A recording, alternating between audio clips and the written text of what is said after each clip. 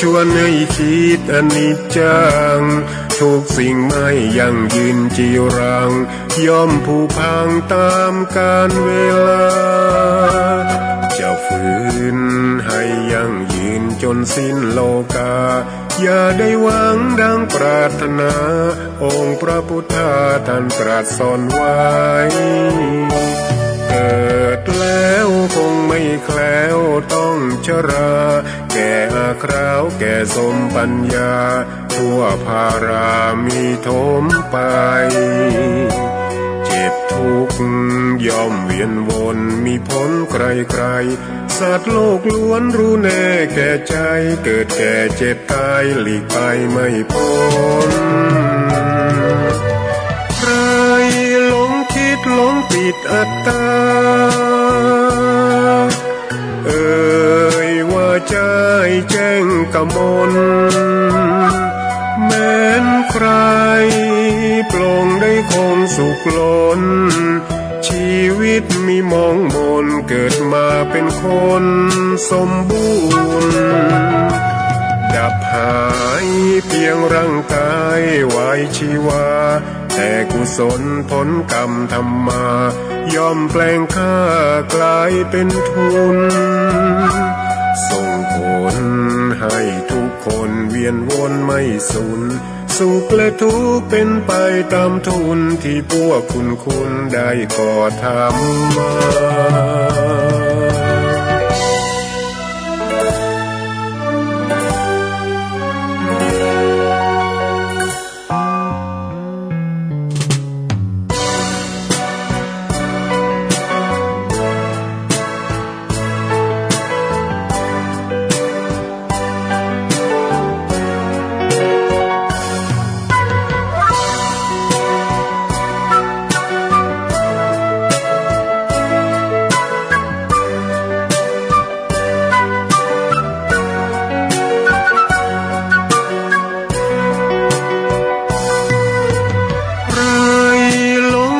หลงติดอัตตา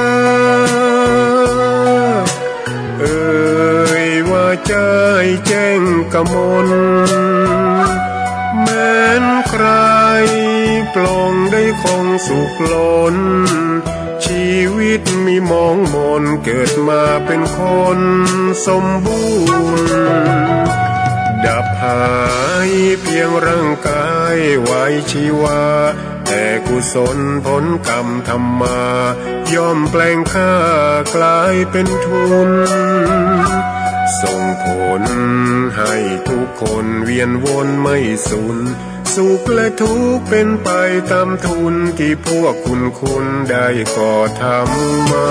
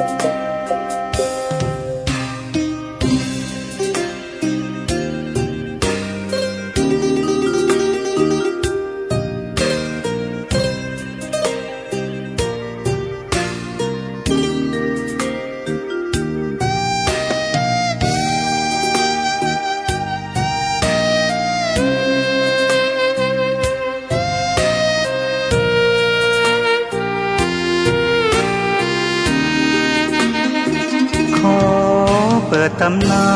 น1,300 กว่าปีแม่จามเทวีสร้างพระเจดีย์ที่วัดดอยน้อยพร้อมเจดีย์โค้งอีกองค์เคียงคู่อยู่ดอยสลับก้อนหินใหญ่น้อยร้อยเรียงน่าอัศจรรย์พระธาตุสีทองแงนมองฝูงพึ่งทำรังช่างมีมนต์ขลังพลังศักดิ์สิทธิ์บนนั้นกล่าวคำไหว้สากราบสักการะคนลุกขนชัน สัมผัสถึงสายสัมพันธ์คงเป็นลูกหลานเคยร่วมสร้างบุญ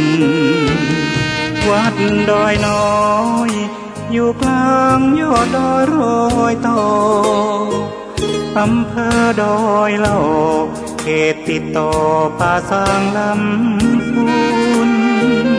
เดินทางปลอดภัยจากเชียงใหม่หรือสายลำพูนยินดีต้อนรับนักบุญมาร่วมสร้างทานบารมี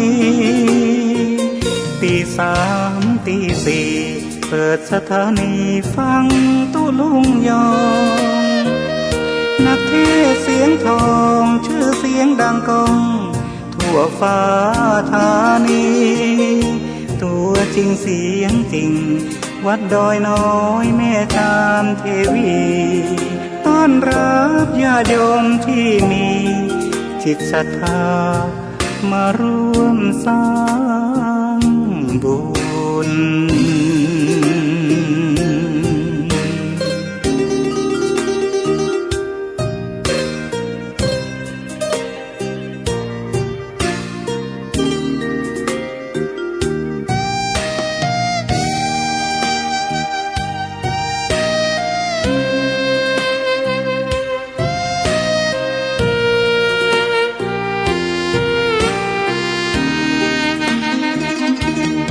วัดดอยน้อยอยู่กลางยอดดอยโรยต่ออำเภอดอยละออกเขตติดต่อป่าสางลำพูนเดินทางปลอดภัยจากเชียงใหม่หรือสายลำพูนยินดีต้อนรับนักบุญมาร่วมสร้างทานบารมีตีสามตีสี่เปิดสถานีฟังตุลุงยองนักเทศเสียงทองชื่อเสียงดังก้องทั่วฟ้าธานีตัวจริงเสียงจริงวัดดอยน้อยแม่จามเทวีต้อนรับญาติโยมที่มีจิตศรัทธามาร่วมสร้างบุญ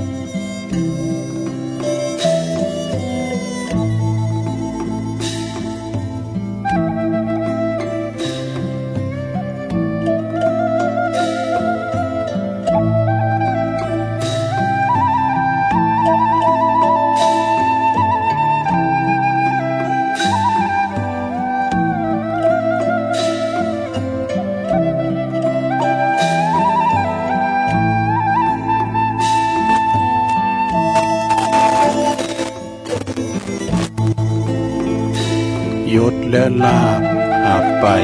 มิได้แน่ เว้นเสียแต่ต้นทุนบุญกุศลทิ้งสมบัติทั้งหลายไว้ปวงชนร่างของตนเขายังเอาไปเผาไฟ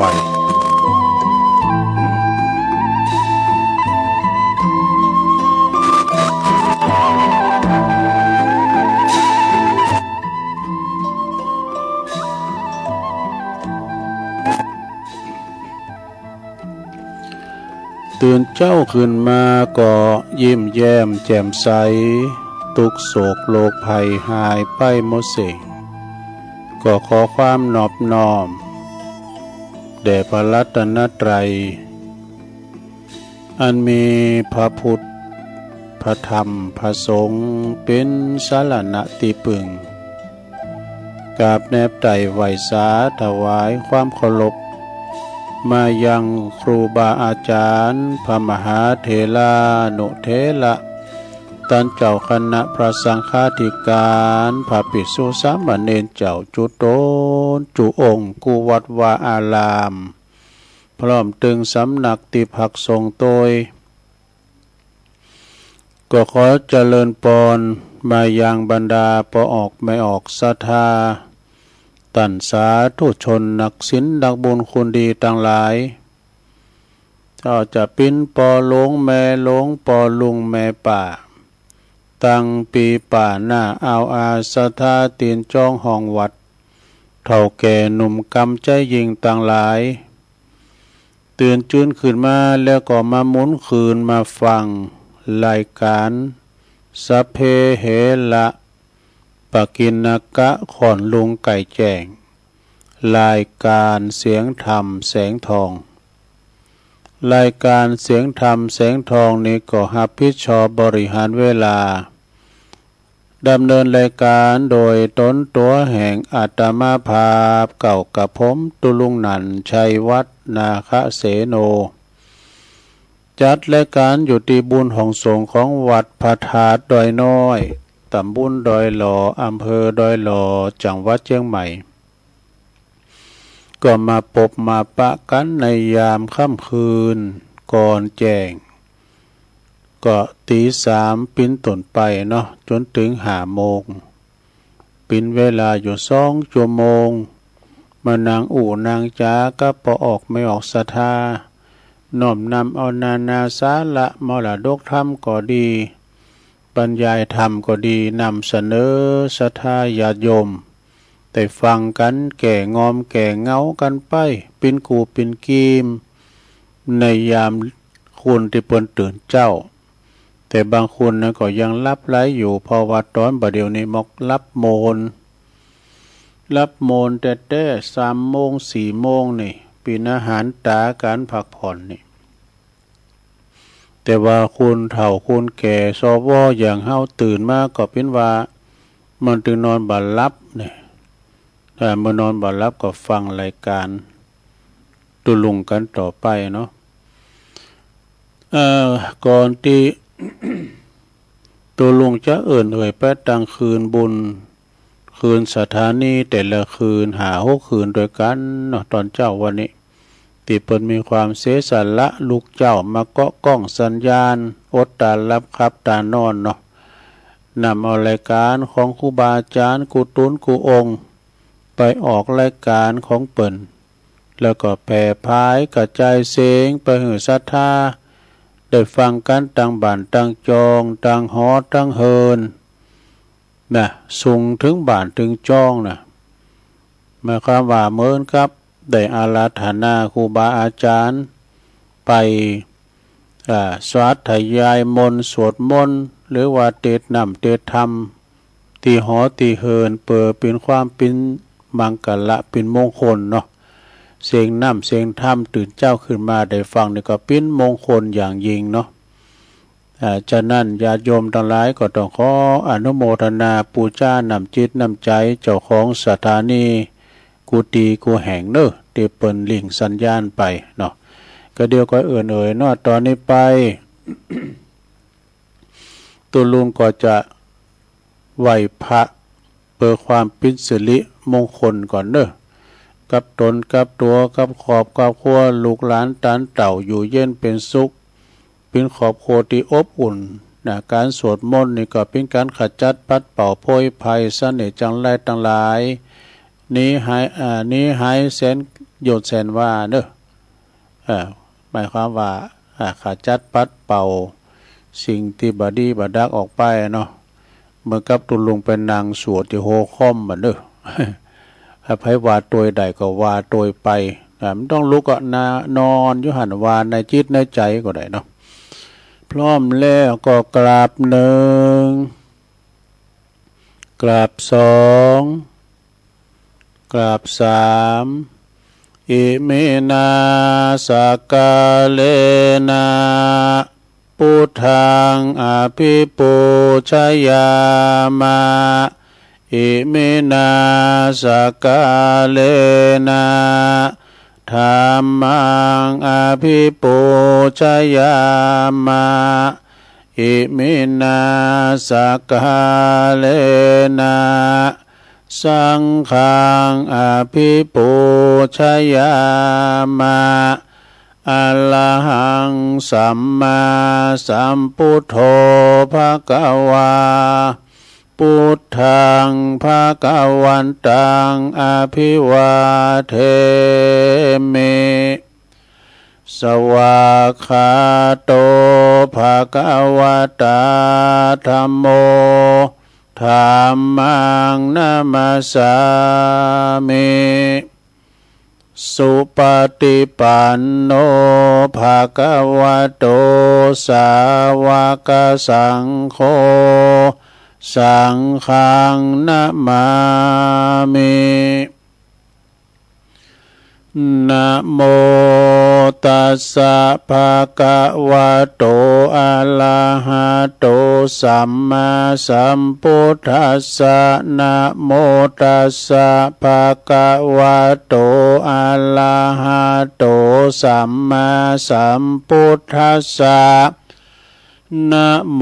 ตัสสะภะคะวะโตอะระหะโตสัมมาสัมพุทธัสสะอิติปิโสภะคะวะอะระหังสัมมาสัมพุทโธ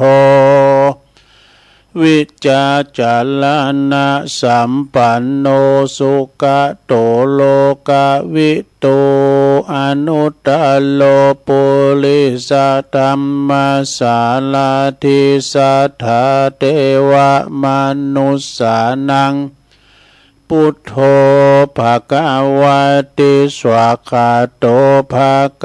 วตาธัมโมสันติติโกอากาลิโกเอหิปัสสิโกโอปันนายิโกปัจจัตตังเวติตาโปวินโยหิติสุปฏิปันโนภะคะวะโต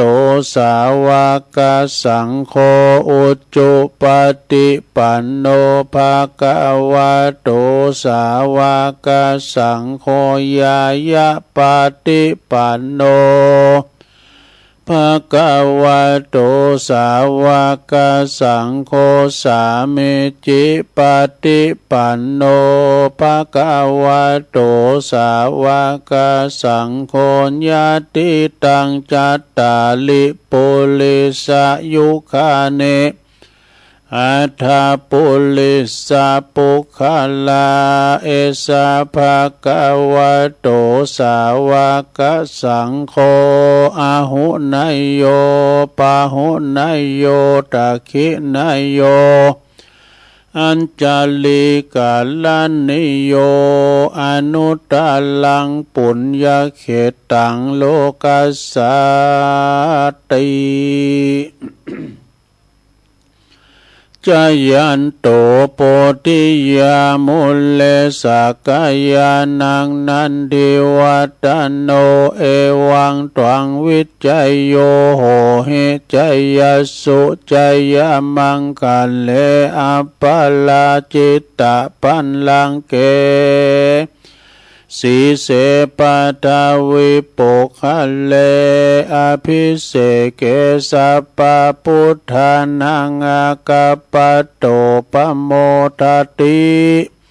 สุนักตังสุมังคลังสุปาปาตังสุโหติตังสุขโนสุโมโหโตจะสุยิทังพระมจาลิสุ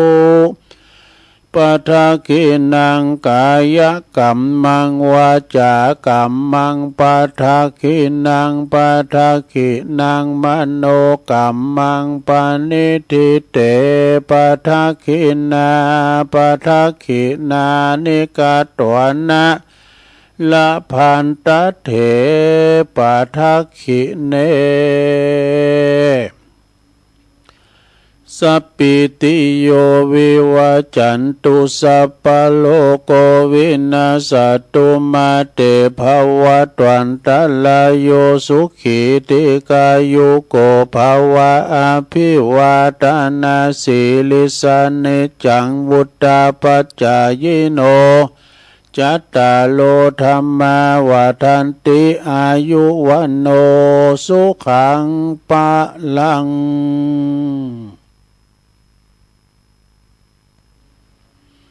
เอาละน้อสัทธาญาติโยมต่างหลายตอนเจ้านี่เสียงไข่อัดไปหน่อยเสียงบะไข่ป้อยเฮ้ยเสียงมันผอยนะตุลุงก็ได้เป็นเก้าเป็นโหนำสวดมนต์ไปเป็นตีเรียบร้อยก็ขอคุณพระติตะไหลรัตนะผ่านแผ่วตั้งพระแก้วเจ้าตั้งสามประการเนาะจงได้ดลบันดาลมาปกป้องคุ้มครองรักษาพระพุทธศาสนาวัดวาอารามโคงแก้วตั้งสามแล้วก็มาปกป้องคุ้มครองรักษาตั้งครูบาอาจารย์ตั้งพระสงฆ์องค์สามเณรอยู่กับวัดกับว่าเนาะเผยแผ่สัจธรรมคำสอนขององค์บวรสัมมาสัมพุทธเจ้ามาเป็นเก้าเป็นโหนำสินน้ำตาลปันสินปันปอนเนาะกับศรัทธามาเป็นเก้ากึดสร้างห่างแปลงแปลงวัดแปลงว่านะเฝ้าวัดเฝ้าว่าสร้างวัดสร้างว่าประดับประดาเนาะวัดว่าของเฮานี่ถ้าว่ามีพระสงฆ์องค์เน้นนะก็ปกครองกันองค์เป็นวัดที่เปิ้นได้ปฏิบัติปัดกวาดอยู่กับวัดกับว่าเนาะเป็นมาเป็นหน่อเน้อนาบุญศรัทธาได้มาสักการะบูชาทำบุญได้มากราบมาไหว้กันโสดโยโกห้องกันไปพอหลวงแม่หลวงพอออกไปเอาก็ขอให้มีสุขภาพพลานามัยสมบูรณ์แข็งแรงเน้อกินข้าวลำกินน้ำลุงปิ้นล่มโพล่มไทรของลูกหลานตานเต่ากันต่อไป ตุลุงก็ขอปีนเก้าปีนโหก็ตุลุงก็ขอปีนขอปีนกำลังอกกำลังใจอีปออีแม่เนาะที่เดินเหินไปไหนตั้งใดบ่ใดก็ได้เอาวิทยุเนี่ยเน้อปีนกูปีนกีมกันไปนะฟังเทศน์ฟังธรรมไปเนาะพอบ้านแม่บ้านก็ดีจะขับรถขับลาออกกู้ออกโคก็เฮอมีสติก่อนสตาร์ทก่อนออกกองออกปากซอยออกประตูโฮก่อนแลซ้ายเลี้ยวขวาปลอดภัยแล้วก็ก่อยไปดีมาดีทั้งขาไปทั้งขากลับเด้อเอาละตอนนี้ไปก็จะได้เอ่ยพระตังคืนบุญสถานีวิทยุในเครือข่ายที่เปิ้นหับสัญญาณรายการธรรมะภาคภาษายองช่วงเวลาตั้งแต่ตี3 ถึง 5 โมงเนื้อดังต่อไปนี้ขอขอบคุณสถานีคลื่นพระพุทธศาสนาการศึกษาและวัฒนธรรมของวัดฝายหินเนื้อตำบลสุเทพอำเภอเมืองเชียงใหม่ FM 104.50 เมกะเฮิรตซ์โดยเมตตาบารมีธรรมอาจารย์ท่านพระครูสมุวิสุวัฒน์วรกิจโจเด่นลิงสัญญาณไปแล้วนะขอบคุณสถานีวิทยุคณะสงฆ์อำเภอฝางตั้งอยู่ที่วัดพระพุทธบาทอุดมน้ำบ่อสาวาสำนักวิปัสสนา FM 100.25 เมกะเฮิรตซ์โดยเมตตาบารมีธรรมหลวงพ่อท่านพระครูสุจิตานุรักษ์หลวงพ่อใหญ่เจ้าคณะอำเภอฝางเนอะขอบคุณตุปีเลินเดินลิงสัญญาณไปขอบคุณสถานีวิทยุแดนดินถิ่นล้านนาตั้งอยู่ที่บ้านลงวัวตำบลนำบ่อหลงอำเภอสันป่าตองเนื้อ FM 103.50 เมกะเฮิรตซ์ โดยคุณรุจิสมบัติเงาคำยันอสมในลิงสัญญาณไปขึ้นนี่ก็ไปไกลแผ่วหลายด้อยปุ่นนะตุงสานดอนใจปุ่นขอบคุณสถานีวิทยุคืนธรรมะของชุมชนวัดหอยตองซักตำบลขงเป้าอำเภอจอมทอง FM 98.75เมกะเฮิรตซ์โดยเมตตาบารมีธรรมอาจารย์พระครูวาปีวรมานิตนึกขอบคุณสถานีวิทยุมนต์เสียงธรรมจากอำเภอแม่แจ่มวัดบุผาราม FM 106.25เมกะเฮิรตซ์โดยเมตตาบารมีธรรมหลวงปอพระครูมงคลวิสิทธิ์หลวงปอใหญ่เจ้าคณะอำเภอแม่แจ่มเนอะขอบคุณท่านปลัดอุทัยถึง2อุทัยโดยขอบคุณสถานีวิทยุเน็กเนียวเรดิโอ FM 96.75เมกะเฮิรตซ์ตั้งอยู่ที่บ้านโจงตำบลทุ่งกวาวห้างหุ้นส่วนจำกัดอนุสรณ์เรดิโออำเภอเมืองปานจังหวัดลำปางขอบคุณสถานีวิทยุชุมชนคนเหนือเขื่อนตั้งอยู่ที่บ้านดุงดำอำเภอฮอดจังหวัดเชียงใหม่ FM 90.75เมกะเฮิรตซ์ขอบคุณสถานีวิทยุเพื่อการศึกษาและพัฒนาอาชีพอาร์เรดิโอเน็ตเวิร์ก FM 103.00เมกะเฮิรตซ์อำเภอเมืองจังหวัดลำปางถึง2คืนด้วยเนาะแล้วก็ขึ้นใหญ่ขึ้นลงเนี่ยมีตัวตนอยู่ตลอดเวลาก็คือมจลจังหวัดลำปางเนอะวิทยาลัยสงฆ์นครลำปางตั้งอยู่ที่วัดบุญญาวาสวิหารเนอะ FM 106.50เมกะเฮิรตซ์โดยท่านดร.จิรศักดิ์ปันลำเป็นผู้อำนวยการสถานีเฮาและขอบคุณเนอะท่านดร.แอมพัชริยาฟองจันตานี่เป็นฝ่ายวิทยุได้ลิงก์ก็กล้องสัญญาณไปนำเอารายการนี้ไปสู่ท่านผู้ฟังพี่น้องตั้งเมืองลำปางเขตลางนครก็ฟังกันหมากโป่งลงลายเนอะหลายอำเภอเลยทีเดียวแล้วขอบคุณพี่น้องบ้านไก่เนอะสีคำเรดิโอบ้านนาเหลืองนอกอำเภอเวียงสาจังหวัดน่านเนาะ FM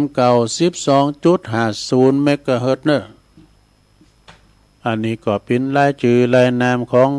สถานีคืนบุญแต่ละคืนเนอะศรัทธาญาติโยมทั้งหลายการเอามีเปิ้นก็ถึงได้ยินนะลิงก์สัญญาณไปก็คือว่าเปิ้นก็กล้องสัญญาณไปตามระบบอินเทอร์เน็ตไปศรัทธาได้ฟังกันตั้งบ้านตั้งจองตั้งหอตั้งเฮินไปเนาะศรัทธาเนาะแก่งอมแก่เงากันไปรายการเมื่อเจ้านี่มันเป็นรายการวัดใจนะบ่ให้บ่ดีนี่พอหลงไม่หลงเขาเนี่ยได้ฟังกันพอยืมได้ฟังก็อีแม่กินยาตัวสะดุ้งตื่นเอาก้ามพอ5 โมงปลายกันก็บ่เป็นหยังเนาะศรัทธาเนาะอันนี้มีคนที่นอนรับก็มีอยู่ฟังกันไปเป็นกำลังอกกำลังใจแก่งอมแก่เงากันไปศรัทธาเพราะว่าเป็นรายการวัดใจอย่างตุลุงวานะคะตอนเมื่อเจ้าอันนี้ก็จะมีสักกี่ก้อกี่ตุนที่เปิ้นจะลุกมาจัดรายการนี่ก็เข้มเหมือนกันน่ะยิงตุลุงสำลุกเจ้าเลิศเปิ้นน่ะดูตุลุงจะตั้งเวลาไว้นี่01:01ก็หมายความว่าตี 1 กับ 1 นาทีตั้งไว้ที่มือถือน่ะพอเย็นลูกเจ้าแล้วตุมันรับเจ้าก็ลูกเจ้าแล้วก็ต้องคอยเกาะกล้องสัญญาณนี่กันเวลาว่าเฮาลุกหล่าลุกควายนะก็เดียวตุลุงทองจบแล้วนะอาจารย์พระครูสมุวิศวัตรเพิ่นก็จะลิงก์สัญญาณมากันว่าเฮาลุกหลายเนี่ยก็เพิ่นก็เอาเทปอื่นใส่ไปกะเฮาก็ไม่ได้เข้ารายการนะก็จะได้ยินกะหวยตองซักอันนี้ก็เลยแปลงใจหากันตุลุงก็ลูกเจ้าก็เปิดเพลงบักเก่าให้ศรัทธาได้ฟังพอหลงไม่หลงเขาสมัยเป็นบ่าวเป็นสาวย้อนยุคเนาะเพลงย้อนยุคเนาะโอ้สมัยนั้นนี่พอเป็นบ่าวเนี่ยไปห้องเพลงอยู่นะเพลงนั้นนะเพลงในดวงใจเลยนะได้เคยไปห้องประกวดเลยนะอันนี้ก็เอาใจกันสันเตมันคุณเฮามันโฮมเหมือนกันนะพองก่อโฮมเพลงพองก่อโฮมจ้อยพองก่อโฮมซ้อเอกะนะพองก่อโฮมฟังน้ำฟังธรรมกันไปเป็นกำลังอกกำลังใจกันไปศรัทธาญาติโยมทั้งหลายปะกันเป็นวันก็เป็นบุญได้บุญมีบุญแถมวันหนึ่งที่มีลมหายใจได้ฟังน้ำฟังธรรมได้หันตะวันได้ฟังไก่ขันแถมวันหนึ่งนี่นะอันนี้เขาก็เป็นบุญแถมวันหนึ่งตื่นจืนขึ้นมาก็จะได้ต่อสู้ชีวิตกันไปแถมวันหนึ่งนี่นะศรัทธาญาติโยมเนาะ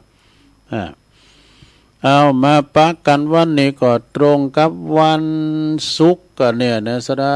ศุกร์ที่5แล้วกันนะเดือนกันยายน2568นี่เดือนนี่ก็ปีเดินวันปันจอดนะก็เดียวก็ถึงวันพระก็เดียวก็ถึงวันศีลก็เดียวก็วันติดก็เดียวก็วันเสาร์มันไว้สดาก็เดียวก็ถึงวันพระวันศีลได้หมออีเนาะฉะนั้นมาปะกันวันนี้แล้วก็บ่หือกาดแก้วเสเวลาตัวลุงก็น้อมนำเอาพระธรรมเทศนานี่เป็นธรรมไทยเนอะเป็นธรรมบรรยายนะอันนี้ธรรมประจำวัดแต่ละวัดเปิ้นจะแจกให้กูวัดเป็นธรรมเรื่องหยังทศพิธราชธรรมนี่10ประการทัศะแปลว่า10เนาะมี10ประการเป็นธรรมของผู้ที่เปิ้นบริหารบ้านเมืองก้านะเป็นคุณธรรมประว่าอันว่าคุณสมบัติของผู้ปกครองเนี่ยหรือว่าผู้รักผู้ใหญ่ในแผ่นดินในตั้งแต่นับตั้งแต่เจ้าฟ้ามหากษัตริย์ในพระราชามหากษัตริย์ตลอดจนถึงนักปกครองทั่วไปเพราะว่าจะเป็นนายกก็ดีปอหลงกำนันนี่แม่นบ่กะเป็นผู้ปกครองนะเป็นเจ้านายเนาะมีลูกน้องป่องปายนะจะเป็นนายกเป็นสสสจหรือว่าจะเป็นกำนันเป็นปอหลงเป็นผู้โจยนะมันก็เป็นผู้นำหมดนะเปิ้นว่ามีคุณธรรม10ข้อนี่นะเรียกว่าทศพิธราชธรรมถึงหมดถึงสิทธิ์มี10ประการดังพระบาลีที่อัญเชิญไว้นะเป็นอุเทศเทศนาณเบื้องต้นเปิ้นว่า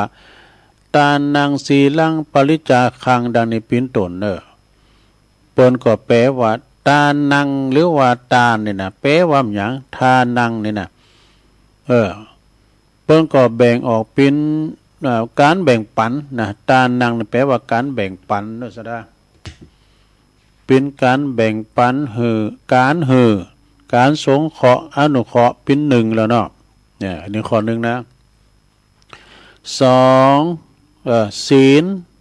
การรักษากายวาจาให้เป็นปกติแถม1นะบริจาคเหรอการเสียสละประโยชน์ส่วนการเสียสละประโยชน์สุขส่วนตนเพื่อประโยชน์ส่วนรวม1นี่อาชวะอันนี้เราแปลว่าหยังคือความเป็นผู้ซื่อตรง1นี่แล้วก็มัทวะความเป็นผู้อ่อนโยนอ่อนน้อม1ตบะนี่เหรอก็เป็นความเป็นผู้ที่มีความเปลี่ยนเปอเผาผลาญความชั่ว1เนี่ยอโกทะนี่เหรอความเป็นผู้ที่มีเมตตากรุณาบ่ชุนเฉียวบ่เกี่ยวกาด1นี่แล้วก็ อวิหิงสานี่อวิหิงสานี่ก็ความเป็นผู้บ่กดขี่ข่มเหงบ่เบียดเบียนผู้อื่นแถม1เนี่ยแล้วก็ขันติคือความเป็นผู้ที่อดทนอดกลั้นอดออมต่ออุปสรรค1เนี่ยแล้วก็สุดท้ายอวิโรธนะความเป็นผู้ที่ประพฤติปฏิบัติบ่ผิดพลาด1นี่ทั้ง10ประการนี่ศรัทธาญาติโยมทั้งหลายเป็นคุณธรรมอันสำคัญเด้อเป็นหลักในการปกครองประชาชนทุกระดับชั้นหากว่าผู้บริหารทั้งปวงใดน้อมนำไปเอาคุณธรรมเหล่านี้นะไปปฏิบัตินะยังตนตั้งอยู่ในกุศลธรรมเหล่านี้ได้ปิติและโสมนัสยอมจักบังเกิดขึ้นอย่างแน่นอนผู้นำบางทันผู้เป็นผู้บริหารบางคุณนะบ้าไข่เป็นว่าบาดำลงหมั่นอยู่ในธรรมใจแต่อำนาจวาสนาบารมีเข้าไปข่มขี่ลังแกประชาชนลูกน้องป่องปายก็ดีผู้ไต่บังคับบัญชาหรือว่าไต่การปกครองเสมอก็จึงก่อให้เกิดปัญหาขัดแย้งกันทุกที่เอาอำนาจข่มเหงเต็งเต็กเปิดนี่นะ เพราะว่าป่าหลงกินป่าน้อยนะเพราะว่าจะฝ่ายอาณาจักรหรือว่าศาสนาจักรหากมีอำนาจแล้วใจอำนาจบ่ปินนี่นะอำนาจนั้นเองก็จะกลับกลายมาปิ้นเขิงบั่นทอนเสื่อมลงฉะนั้นญาติโยมทั้งหลายบุคคลผู้ที่เมื่อมีอำนาจวาสนาแล้วเนี่ยนะเป็นผู้ที่เป็นผู้นำของกลุ่มชนแล้วต้องได้นะต้องได้หือดีนะแล้วก็เป็นผู้ที่นำเป็นผู้นำก็จะต้องเป็น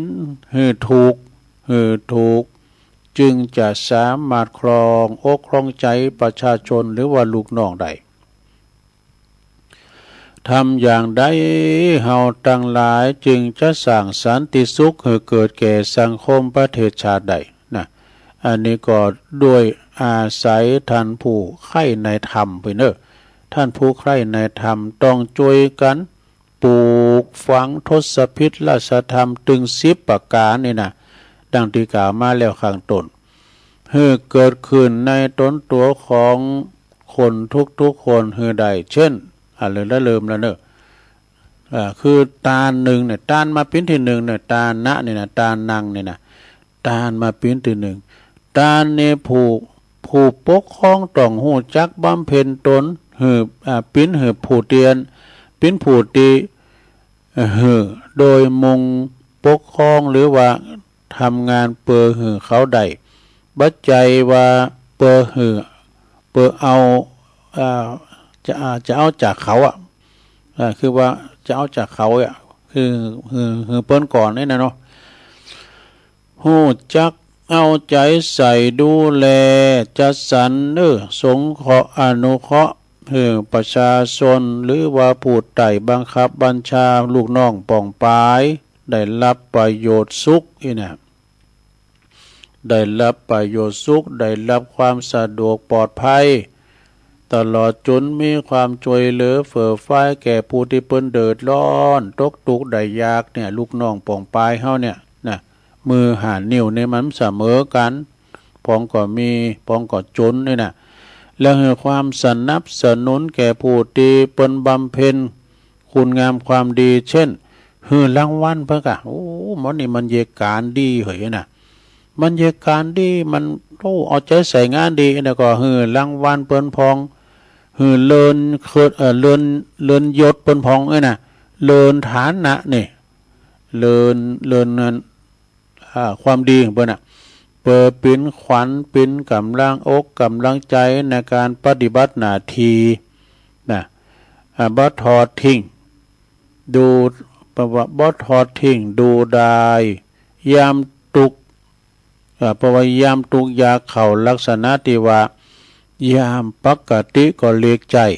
ยามเจ็บไข้ก็รักษานี่ยามต้องการคำแนะนำปรึกษาก็ช่วยแสงสว่างดูเป็นผู้แนะแล้วก็นำนะเป็นผู้ตึงแนะแล้วก็ตึงนำแนะก็คือบอกอุบายโหนำเหรอนำก็นำนั้นก็คือทำดูเป็นแบบอย่างเนอะอันนี้เจ้านายแป้งเปิ้นทำเป็นแบบอย่างแล้วนะเนาะแม่หากผู้น้อยผิดพลาดเนาะลูกน้องป่องปายทำงานผิดพลาดก็ไปบางโดยที่ว่าบัดตั้งใจมันผิดพลาดไปแล้วเจ้านายนะมันผิดพลาดไปแล้วด้วยความบัดตั้งใจแต่นะผู้ใหญ่ก็จะต้องหูจักโอกาสแก้ไขอภัยน้ำใจดูนะเป็นการที่ว่าเป็นเหตุเหือนนำมาซึ่งความสามัคคีในหมู่คณะเนอะเพราะว่าถ้าบ่มีการอภัยผิดแล้วนะบักกึตีจะลืมซึ่งความหลังก็จะหาความสามัคคียากลำบากความผิดพลั้งความผิดพลาดยอมจะมีทั่วทุกคนนะคุณมันบ่เคยผิดพลาดนั่นบ่มีมันก็ได้มีผิดพลาดไปพอง อันนี้เป็นคุณสมบัติของผู้นำในข้อที่หนึ่งคือตานังคือตาลเนาะ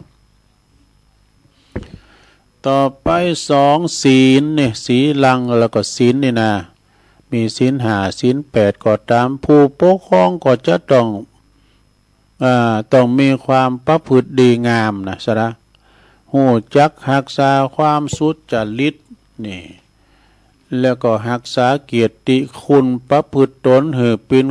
ป็นตัวอย่างแล้วก็เป็นที่เคารพนับถือของประชาชนลูกน้องปองปายบ่มีข้อตีผู้ใดจะดูหมิ่นดูแควนใดนะปฏิบัติไปถึงถูกต้องก่อให้เกิดความไว้วางใจเนอะเริ่มใส่ในผู้นำแล้วผู้นำพอดีเต้เฮ้ยนะรวมความแล้วว่าการรักษาศีลโดยเฉพาะศีลห้านี่นะความมุ่งหมายก็คือรักษาตนเอง บ่หือเสริมหายเนาะบ่หือเสียหาย เป็นการปิดช่องทางที่จะนำความเสียหายสู่ตนเองทั้งห้าทางโดยการก็คืออย่างความเสียหายทั้งห้าอย่างนี้นะมีอย่างของหนึ่งศีลข้อที่หนึ่งในประวัติป้องกันต่างติดตนจะเสียหายเพราะความโหดร้ายนี่ ก็จะว่าไปก็ศีลห้าก็ข้อหนึ่งก็ปาหน้านะศีลข้อที่สองป้องกันต่างติดตนจะเสียหายเพราะความมือไวนี่อาทินาเนาะมือไวใจกล้าเนี่ยไปแซบเอาเม็ดเอาของพวกนี้นะศีลข้อที่สามป้องกันตั้งตีตนเองจะเสียหายเพราะความใจเร็วในกาเมเนาะศีลข้อที่สี่ป้องกันตั้งตีตนจะเสียหายเพราะว่าความขี้ปดนี่คืออูจุพูดปดเนาะอันนี้ก็มูสาเนาะศีลข้อที่ห้าป้องกันตั้งตีตนจะเสียหายเพราะความหมดสติก็คือสุราเนี่ยอย่างนี้ป้องกันตั้งเสียหายเนอะสระเนาะก็หมายความว่าชีวิตของคฤหัสถ์ทั้งหลายบ่ว่าจะเป็นผู้ลักผู้ใหญ่ผู้น้อยก็ตามมักจะพังทลายเพราะว่าห้าเรื่องนี้นะก็คือความโหดร้ายในสันดานหนึ่งความอยากได้ทรัพย์สินของผู้อื่นในทางที่ผิดหนึ่งความฟุ้งซ่านในทางกามเกี่ยวกับเพศตรงข้ามหนึ่งความบ่มีสัจจะประจำใจหนึ่งความประมาทขาดสติสัมปชัญญะหนึ่งเนี่ยลมเรียกง่ายๆว่าโหดร้ายมือไวใจเร็วขี้ปดเนี่ยหมดสติแต่ถ้ามีศีลกำกับควบคุมแล้วกายกรรมก็ดีวจีกรรมมโนกรรมก็จักบรรนำความวิบัติเสียหายมาให้แก่ตนเองทั้งผู้นำแล้วก็ผู้ตามนี่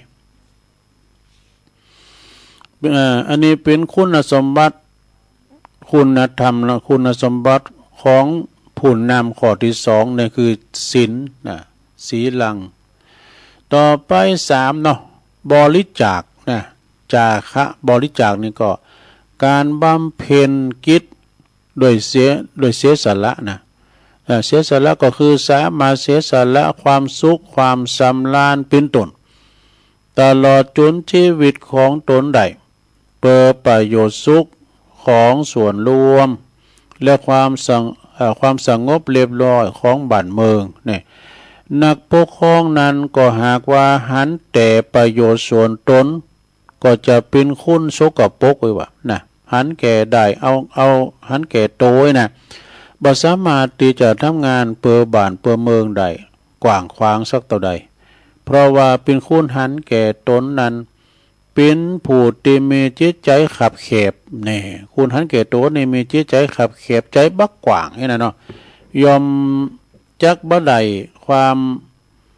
ไม่ได้รับความมันลมไม้ลมมือจากทุกฝ่ายเนี่ย แล้วก็อาจจะนำความเสียหายสู่ประเทศชาติสังคมได้มากหนักแต่หากว่าผู้นำเป็นผู้ตีนักเสียสละเนาะมีจาคะธรรมก็ยอมสามัคคีตีจะเป็นผู้นำตีบันดาลประโยชน์สุขให้เกิดได้อย่างไพศาลฉะนั้นวิญญาณของผู้นำจึงได้แก่ความเป็นนักเสียสละนะสมดังที่พระบรมศาสดาเปิ่นตรัสไว้ว่าพึงสละทรัพย์เปิดรักษาอวัยวะพึงสละอวัยวะเพื่อรักษาชีวิตพึงเสียสละชีวิตเพื่อรักษาธรรมนี่อันนี้เป็นยอดของนักเสียสละเนอะเป็นคุณธรรมผู้ที่เป็นผู้นำในข้อที่3นี่ข้อที่3แล้วนะสระต่อไปเป็นข้อที่4นี่ก็คืออาชวะนี่ก็คือการปฏิบัติภาละโดยซื่อตรงบ่คดบ่โกงบ่กอบโกยบ่เสแสร้งแกล้งมายาผลประโยชน์ในทางที่มิชอบนี่แต่ปฏิบัติกิจโดยสุจริตมีความจริงใจบ่หลอกลวงประชาชนลูกน้องป่องปายหรือว่าประเทศชาติอันว่าความสื่อตรงเนี่ยผู้นำทุกชั้นจะพึงระวังและก็ปฏิบัติโดยเคร่งครัดนั้นเช่นข้อ1เนี่ยเป็นมีทั้ง3-4ข้อนะสระ5ข้อข้อที่1สื่อตรงต่อบุคคลสื่อตรงต่อบุคคลก็ได้แก่บ่คิดคดทรยศต่อมิตรนี่แล้วก็เป็นผู้ที่มีไปทรยศต่อผู้มีพระคุณเนี่ยนะบ่คิดคดทรยศต่อมิตรแล้วก็ผู้มีพระคุณอันนี้ข้อที่1ต่อไปข้อที่2เนี่ยสื่อตรงต่อเวลานี่ศรัทธาก็ได้แก่ทำงานตรงกับเวลานาทีตีเปิ้นกำหนดหมายบ่เอาเวลาราชการหรือว่าเวลาตกเก่าเนี่ยไปทำประโยชน์สดตนเองนี่อันนี้เป็นข้อที่2ต่อไปข้อที่3สื่อตรงต่อวาจานี่ก็ได้แก่ฮับปากฮับคำไว้กับไผอย่างใดก็พยายามทำให้ได้ตามนั้นนี่โอ้ขออันได้ปิ้นกันได้ปิ้นสได้ปิ้นสจกันเนี่ยจะแปลงหุ่นตั้งไงนะเหลือมาเลยนะถึงติดแต่มันมีใช่ก็ไม่กว่ามีเนาะ ข้อที่4สื่อตรงต่อหน้าที่เนี่ยก็ได้แก่ตั้งใจทำการทำงานตามที่ได้รับมอบหมายให้เกิดผลบ่ละทิ้งเสียกลางคันนี่ข้อที่5สุดท้ายสื่อตรงต่อความดีก็ได้แก่รักษาความดีที่เรียกว่าธรรมนี่ไว้บ่ให้เสียหายเด้อเช่นความเที่ยงธรรมนี่ความยุติธรรมความชอบธรรมแล้วก็ความเป็นธรรมอันนี้นะ5ข้อนะมี6ข้อนะ6ซื่อตรงต่อตนเองอันนี้ก็สำคัญก็ได้แก่ภาละแปลว่าการบักโกหกตัวเก่าตัวเองเนี่ยมีความสื่อสัตย์สุจริตต่ออุดมการณ์ของตนเอาเหตุเอาผลเข้าไปปรับปรุงกับเหตุการณ์อันเป็นแนวคิดของตนบ่ฝ่าฝืนใจประพฤติปฏิบัติสิ่งที่บ่ดีงามเด้อผิดจากกฎหมายผิดจากปฏิภาณของตนเองอันนี้เป็นคุณสมบัติของผู้นำข้อที่4นี่อันนี้นะข้อที่4นะศรัทธาญาติโยมอันนี้ก็คือต่อไปเป็นข้ออันทำกรรมหนึ่งก็มัทธวะนี่ก็คือความการแสดงกิริยาอ่อนโยนอ่อนน้อมมัทธวะนี่นะก็เป็นคนที่บ่แข็งกระด้างปราศจากมานะทิฏฐินะมีอัธยาศัยบ่เย่อหยิ่งหยาบคายบ่เป็นเต้าพยาลืมกันนี่นะลืมกันลืมก้นลืมกันก็ ต้นไม้ลืมดินนี่ต้นไม้ลืมดินปักศีลลืมไพรนี่เป็นคุณสมบัติของผู้นำข้อที่ห้าเด้อเอาละนี่ธรรมทวะนะต่อไปตบะนี่ตบะนี่ก็คือการใช้ความเปลี่ยนเปิดเผาผลาญกิเลสตัณหาบ่ให้เข้ามาครอบงำจิตหันพิษเป็นชอบอีน่ะหู้จักระงับยับยั้งชั่งใจได้บ่หลงไหลมกหมุนในความสุขสำราญและก็การปนเปื้อนี่นะมีความเป็นอยู่อย่างสม่ำเสมอมุ่งมั่นในการที่จะบำเพ็ญเพียรทำกิจหน้าที่บ่เตียนทำกิจหน้าที่ให้บริบูรณ์นำเป็นผู้ที่เป็นอันคุณธรรมเป็นคุณสมบัติของผู้นำข้อที่6แล้วเนี่ยต่อไปก็จะเป็นข้อที่7นะสดาอโกทะในความหู้จักเหตุผลเนอะบ่เกี่ยวกับปราศจากเหตุผลนะแล้วก็บ่ทำการอำนาจโดยอำนาจความโกรธความเกลียดนี่นะคือมีเมตตาประจำใจหู้จักระงับความขุ่นเคืองแห่งจิตแล้วก็วินิจฉัยความเนอะตลอดทั้งการกระทำโดยจิตอันสุขุมหลอบขอบเยือกเย็นอันนี้ก็เป็นคุณสมบัติของผู้นำข้อที่7แล้วศรัทธา ต่อไปอย่างแถมอวิหิงสานี่อวิหิงสานี่เป็นข้อที่8ประกอบว่าความเป็นผู้ไม่หลงละเลงในอำนาจนี่บบีบขั้นกดขี่นี่บางพองนี่โอ้เปิ้นเอายศเอาตำแหน่งหือให้หน่อยนะหือปิ้นหือมีตำแหน่งอันเนอพอลดพอล้าเนออย่างนี้นะโอ้โตกุลีกูจอเอาเปิ้นเอาปูนขาว8กุ่นเนี่ยก็ไปทำหยังเนี่ยนะบบีบขั้นกดขี่มีความกรุณาบ่หาเหตุเบียดเบียนลงโทษโดยอาจยาแก่ประชาชนหรือว่าลูกน้องป่องปายผู้ใดโดยอาศัยความอาฆาตเกลียดชังเนอะอันนี้เป็นคุณสมบัติของผู้นำข้อที่8นี่ต่อไปนี่ทศพิลสัทธรรมข้อที่9คือขันติอันนี้สำคัญกำแล้วศรัทธาญาติโยมสิ่งอันใดที่เพิ่นจะมาโยยุก้ามอย่านะมาประมาทข่มเหงเต็งเต็กเฮาไอ้น่ะเฮามีความขันติอดทนนี่นะศรัทธาเนาะเฮาก็จะอยู่รอดปลอดภัยถ้าไปลงมือก่อนจะไปลงมือก่อนกันมันลงมือก่อนเนี่ยเอาเด้อ ขันติความเป็นผู้อดทนต่องานตีตรากตรำเนี่ยต่อความเหนื่อยยากถึงจะลำบากกายหน้าเหนื่อยหน่ายนะเพียงใดก็ตามก็บ่ยอท้อถอยเนอะบ่หมดกำลังใจเสียก่อนบ่ละทิ้งกิจการงานตีทำโดยชอบธรรมเนี่ยอันนี้ก็เป็นคุณสมบัติของผู้นำข้อที่9ต่อไปเป็นข้อที่10สุดท้ายอวิโรธนะเนอะอวิโรธนะก็ความเป็นผู้ประพฤติ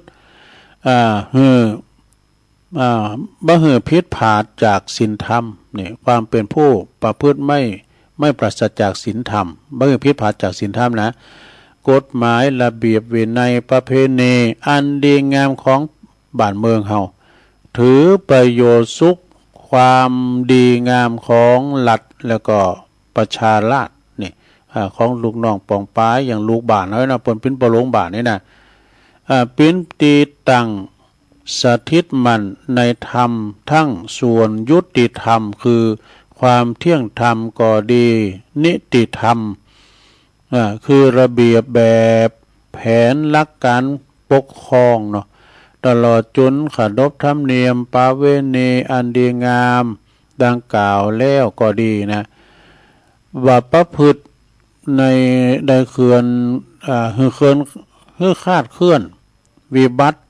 ไปได้นี่อันนี้ก็เป็นคุณสมบัติของผู้นำในข้อสุดท้ายข้อที่10นี่อันเนี้ยสนาญาโยมประวัติทศพิธราชธรรมนำมาใจตั้งแต่ผู้นำระดับทุกชั้นเนาะตั้งแต่เจ้าฟ้ามหากษัตริย์ก็ดีเพราะว่าจะเป็นผู้นำชุมชนผู้นำในหมู่บ้านหรือว่าเป็นปอหลงกำนันเป็นสจยังกูสิ่งกูอย่างอะนะมันเข้ากับผู้นำเด้อสดาแต่ผู้ตามก่อนนำได้นะ เอาอันเนี่ยทศพิธราชธรรมนี่เป็นนำชีวิตนำครอบครัวเนาะประวันนอนสูงหือนอนข่อมนอนเต็มหือพอหือนอนหงายเนาะสดาเนาะก็ปิ้นนั้นเป็นเรียกว่าปิ้นเจ้านายก้าเนี่ยอยู่สูงแล้วก็พอมาตั้งแต้มพอง ลูกน้องป่องไปเขาอยู่อย่างได้เขากินอย่างได้คัดสนอัตคัดกายอย่างก้าเนี่ยจวยเหลือกันไปคุณเฮาเนี่ยมันปังหวังปึงกันดูมันมือหานิ้วเนี่ยมันมีหน้าตีมจะเหมือนกันน่ะนิ้วโกนี่ปะโตมันฮึกเหินบึกบึนเนี่ยมันจะว่าธรรมดาเนี่ยเปิ้นเปรียบปิ้นปอปิ้นแม่ปิ้นเจ้าฟ้ามหาปิ้นผู้นำนะถ้ามีนิ้วโกเนี่ยปรสาวน้ำถุงออกบ่อก็มได้เขียนปากกาก็ถึงได้ นิ้วโกนี่มันมีหันหมดฮึกเหินบึกบึนกำเข่าเนี่ยกันปั่นแล้วก็หักหน้าวอกนี่ เอาไปในกุ่นถวยขาวกางงาออกกับมันเนี่ยมันจะเอามันจะลุงอย่างเดียวเนี่ยมันยังเงียบตัวอยู่ มือนิ้วโกเนี่ย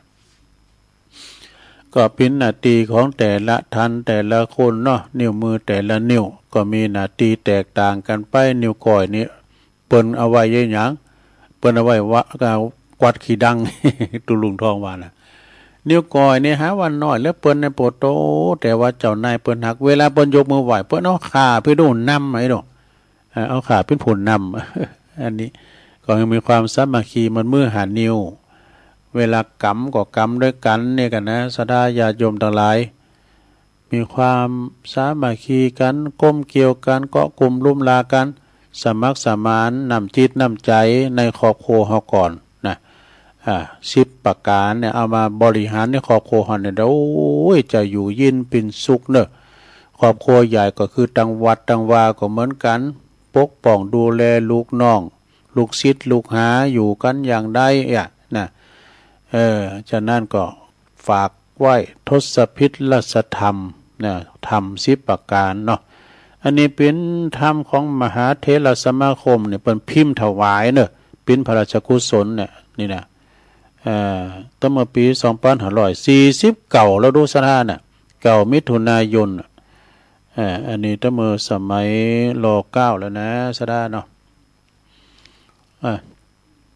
ต่อไปนี้ตุลุงก็จะได้พักเบรกกรรมกันเนาะ57แล้วนี่พักเบรกสักกรรมก่อนนางมนลำไปก็เจ็บหลังเจ็บแอวนะยกใหญ่ไข่ตีกรรมเนาะก็เดี๋ยวก็จะมาเรานิทานกรรมยังก็ฟัง ก็จะมีติดต่อกันไปแถมในชั่วโมงที่2เนาะช่วงนี้ตุลุงยอบอย่างกินน้ำสักกรรมกันเนอะเจริญปอน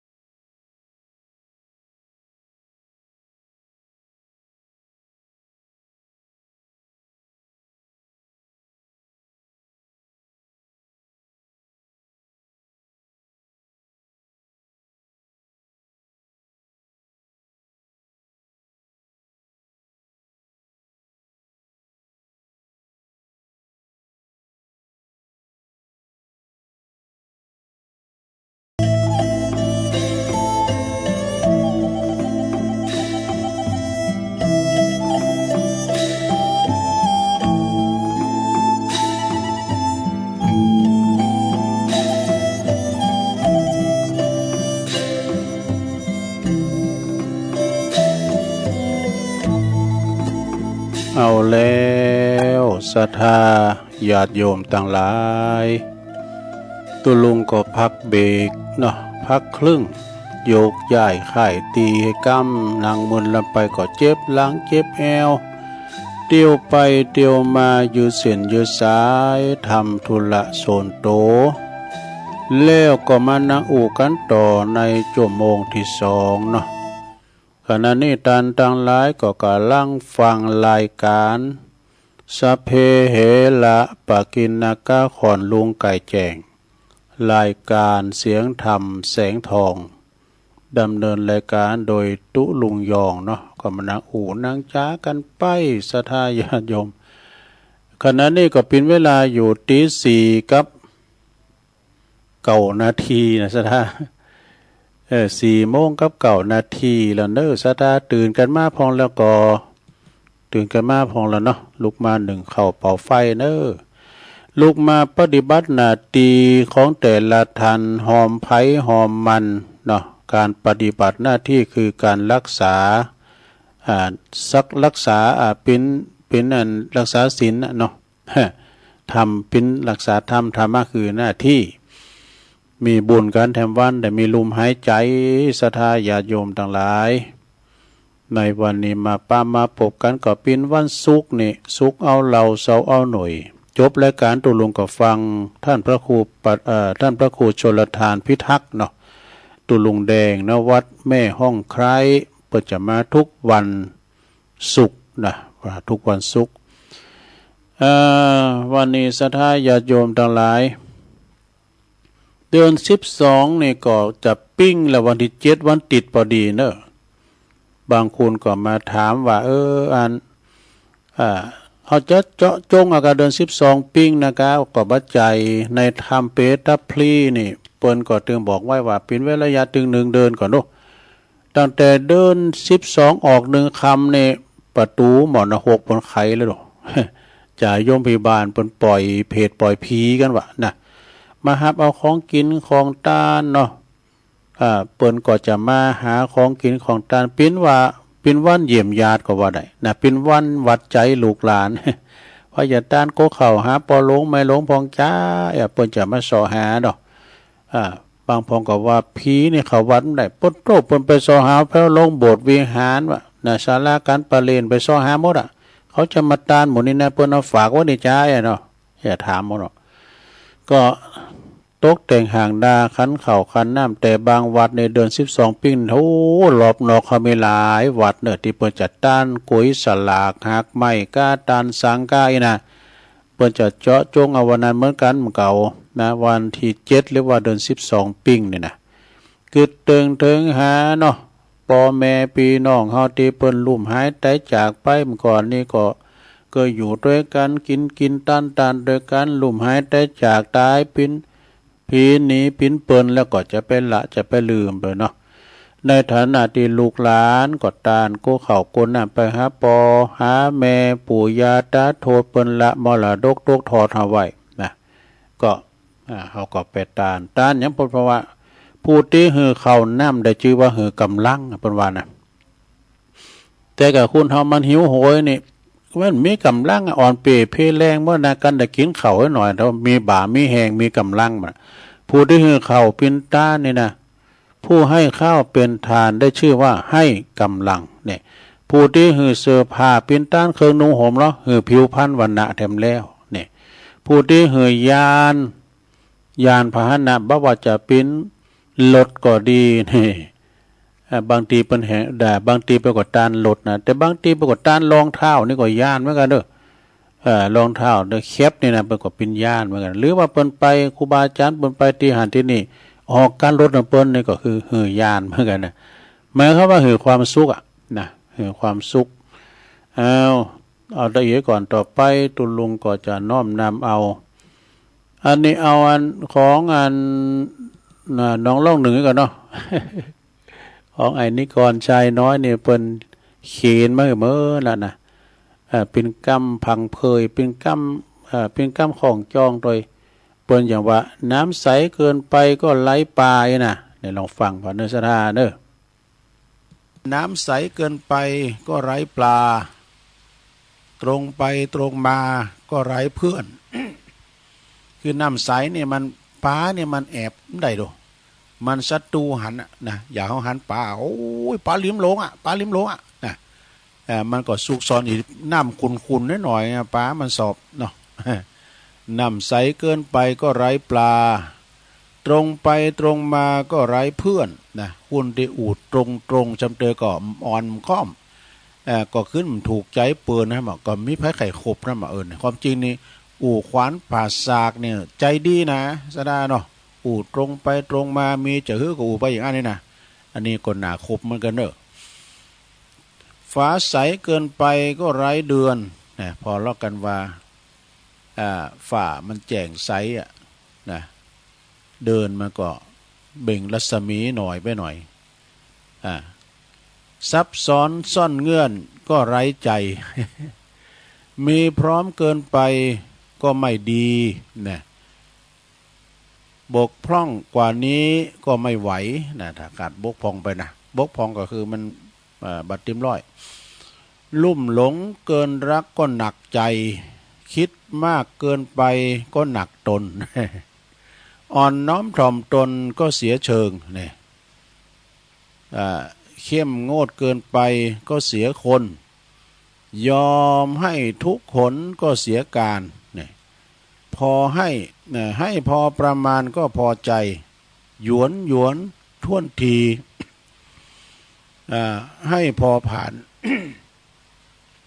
หยวนท่วนทีให้พอผ่านหูยานหัวพระใจเงียงหูหลิวตาก็พอประมาณสงบคำรออ่านผลงานจริงแน่นี่นะก็ขอบคุณเนอะกับน้องล่องหนึ่งสูงเขาประกฏ ก็อย่าสดาญาติโยมเนาะอันใดดีก็ว่ากันไปสำเตอก็ซ้ำกันพองบางทีนี่ก็เอาของเปิดมามีแถมอยู่เนอะสถานเนอะนะมีแถมอยู่อันนี้เป็นข้อคิดเนอะสถานเนอะเป็นข้อคิดเรื่องการวางแผนชีวิตพิชิตความทุกข์นี่มันพิจารณาลงฟังบ่นะลงเนอะในสมัยนี้เราทำมันยังต้องมีการวางแผนครูเปิ้นจะสอนหนังสือเด็กเปิ้นก็ต้องวางแผนการสอนเนี่ยอันนี้สำหรับครูนะแล้วก็บริษัทห้างร้านค้าร้านขายทำธุรกิจซื้อขายอย่างต่างๆก็ต้องวางแผนการค้าขายวางแผนการขายตลาดมีต่างใดแล้วก็สมมติว่าเปิ้นจะเล่นละครดนตรีภาพยนตร์ภาพยนตร์ผู้กำกับภาพยนตร์ละครนี่ก็จะต้องวางแผนเขียนบทภาพยนตร์บทละครให้มันกินอกกินใจ ผู้กำกับเวทีเนี่ยแล้วก่อนนักท่องเที่ยวนี่นะก็จะต้องวางแผนการทัศนาจรสถานที่ต่างๆตีตัวเองเนี่ยต้องการที่จะไปนะต้องวางแผนการจราจรหรือว่าไปเมืองสายน้ำท่วมห้ามผ่านนี่นะว่าทั้งการฝรั่งบ่ไหนแล้วก็รัฐบาลจะพัฒนาประเทศชาติก็ต้องวางแผนพัฒนาประเทศให้ทุกด่านนี่เนาะ เพราะว่าจะเป็นทหารจะลบผาบข่าศึกศัตรูก็ต้องวางแผนจะฝ่ายเสนาธิการก็จะต้องวางแผนการหลบไว้ปิ้นอย่างดีนี่ชีวิตของเฮานี่มีปัญหาอุปสรรคมากมายก็ได้ก็เรื่องทุกข์เรื่องนั้นได้ก็ทุกข์เรื่องนี้เฮาจึงจำเป็นที่ต้องวางแผนชีวิตไว้ในเรื่องต่างๆดังต่อไปนี้เนาะสถานเนี่ยวางแผนเรื่องทิศทั้ง6 วางแผนทั้งทิศทั้ง6นะคือว่าทิศเบิงหน้าทิศเบิงหลังทิศเบิงขวาทิศเบิงซ้ายทิศเบิงต่ำทิศเบิงบนทิศเบิงล่างนี่มันมี6ทิศเนี่ยสดาญาติโยมแล้วก็วางแผนแล้วเบิงหน้าเพราะว่ามีอย่างพองวางแผน ก็เรื่องการแบ่งทรัพย์นะแบ่งทรัพย์โดยสถานหามีหยังพองเปิ้นว่าเอาใจนี่เก่าเอาเหือเขากูเอาไปจมปากงูเห่าดู เอาไปทิ้งลงเหวเอาไปฝังดินไว้นี่วางแผนนะเรื่องการเฮนหูหาประการเนี่ยนะมันมีความหมายเนอะเอาไปใจนี่เก่ายื้อก็เล่งปอเล่งเมวันนั้นเราไปแล้วเนาะแปลว่าโห่หนังสือโห่คนโห่โลกโห่ร่างกายสังขารแล้วก็โห่วิญญาณกิเลสด้วยนี่วางแผนเรื่องภาระห้าของชีวิตภาระห้าก็คือพ่อแม่ครูบาอาจารย์ภาระสามีภรรยาบุตรธิดาภาระผู้มีพระคุณทั้งหลายนะภาระชาติศาสนาแล้วก็ภาระกิเลสนี่อันนี้ภาระนะแล้วก็วางเลิงความไม่ประมาทในกาลทั้งสามประมาทในวัยเด็กนะวัยเด็กวัยหนุ่มวัยสาววัยเฒ่าแก่ชราเป็นว่าอดีตปัจจุบันอนาคตหรือว่าอนาคตบางทีมันก็มืดมาแล้วก็มืดไปมืดมาสว่างไปสว่างมามืดไปสว่างมาสว่างไปเนี่ยมันมีหลายระบบนะแล้วก็วางแผนนะอันนี้วางแผนเรื่องเพิ่มสาระหาคือชีวิตเนี่ยศีลสาระสมาธิสาระปัญญาสาระวิมุตติสาระวิมุตติญาณทัศนะสาระนี่อันนี้เขาไม่ได้อธิบายเนาะว่าไปตามเพื่อนนะแล้วก็วางแผนนะสดาวางแผนเรื่องเฮินสามน้ำสี่ เฮินสามน้ำสี่นี่มันถึงฝ่ายไม่ยิงแน่นอนเนาะเป็นโอวาสิบของนางวิสาขาก็ดีสำหรับผู้สุภาพสตรีเนี่ยที่จะไปลุงหอลุงเฮินสามน้ำสี่นี่นะแล้วก็วางแผนเรื่องสัพพุริสธรรมเจ็ดเนี่ยสัพพุริสธรรมเจ็ดหูเหตุหูผลหูตนหูประมาณหูการหูบริษัทหูชุมชนอันนี้วางแผนสัพพุริสเจ็ดแล้วก็ต่อไปวางแผนเรื่องสัจธรรมของโลกเนี่ยมันมีอย่างสัจธรรมของโลกก็สัจธรรมประจำชีวิตกฎพระไตรลักษณ์ไตรลักษณะนี่กะแล้วก็วางแผนเอาชนะทุกสามทุกขสัจจะทุกขเวทนาทุกขเพราะว่าทุกขโทมนัสนี่ว่าผ่านไปก่อนเนาะชนะวางแผนเรื่องรู้เท่าทันเรื่องโลกกระทำแปดนี่โลกกระทำแปดนี่มาถึงจำกันได้ดีเนาะสดาเนาะโลกกระทำแปดคือทำอยู่กูกับโลกมันกูกันมีลาภมียศมีสรรเสริญมีสุขมีเสริมลาภมีเสริมยศมีนินทามีตุกนี่มันของกูกันทำกูกับโลกต่อไปรอสังโลกธรรมแปดแล้วก็มาวางแผนเรื่องการทำงานตามนาทีตามกาลเวลาวางแผนเรื่องอย่างการมองโลกในแง่ดีในการไผมองโลกในแง่ดีดีหมดสดาวางแผนเรื่องดำเนินชีวิตเนี่ยการดำเนินชีวิตดุจเฮาขับรถอยู่บนท้องถนนต้องระมัดระวังตลอดเวลาจะถอยก็จะชะลอจะเล็งจะเบรกจะเลี้ยวจะหยุดมันต้องพอตึงหน้าตึงหลังตึงข้างแล้วก็วางแผนเรื่องสุขภาพพลานามัยกายแล้วก็จิต17ข้อเนอะนี่นะสระมีอย่างพองมีอาหารดีบ่มีอุบัติเหตุเว้นเหตุอบายามุขสนุกกับการออกกำลังระวังอาคารอาภรณ์ให้สะอาดนี่อาพาธให้รักษาอาพาธก็คือหมายความว่าเจ็บป่วยเมื่อยไข้ก็รักษาเมื่อไปหาหมอเนี่ยสูดอากาศลมหายใจบริสุทธิ์อุจจาระไม่ผูก ปลูกอารมณ์ให้แจ่มใสข่มจิตอดทนข่มใจอดทนนะเป็นคนอ่อนน้อมแล้วก็อบอ้อมอารีเนี่ยอยู่ในข้อนี้นะแล้วก็ยังมีแถมเพราะว่ามีจิตใจหืออภัยโอภาปราศัยอุมนจาวานนะแล้วก็เอนกายพักผ่อนถอดถอนอุปทานกรรมฐานอานาปนสตินี่อันนี้นะ17ข้อซะนะจบลงไปต่อไปวางแผนอย่าแดมตุวางแผนเรื่องเข้าถึงประโยชน์ในโลกทั้ง3นะโลกนี้โลกหน้าแล้วก็สูงสุดบุคคลเมตตาบอดก็เมตตาข้างเดียวก็ดีเมตตา2ข้างก็ดีเมตตา3ข้างก็มีเมตตาบอดไปบดก็ดีแล้วก็ต้องวางแผนเรื่องเข้าถึงอริยทรัพย์อริยทรัพย์นี่คือทรัพย์ภายในนะแล้วก็ฮู้ว่าระวังอย่างโลกียทรัพย์โดยมีระวังเพราะว่ามีอย่างระวังน้ำโทมนะนี่มันมีปริศนาธรรมระวังผีหลอกนะระวังไฟใหม่นะอันนี้เราเพิ่นอธิบายยาวเป็นปริศนาธรรมเด้อแล้วก็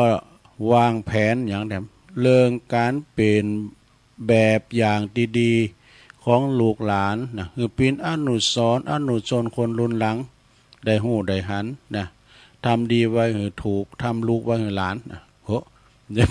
ชูมาเด้อโอ้โกเปิลลูกอู่ก็ดูทำดีไว้ให้ลูกทำถูกไว้ให้หลานเนาะวางแผนทั้งหน่อยเดี๋ยวจบละวางแผนการเรียนรู้ทรัพย์ความดีในโลกดุจต้นไม้ตีและก็บานานพันนะเพราะว่า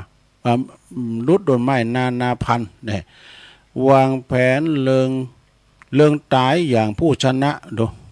คือตายคือมีเทคนิคในการตายมันไม่ใช่เทคนิคในการตาย มีเทคนิคในการตายว่าตายอย่างมีเทคนิค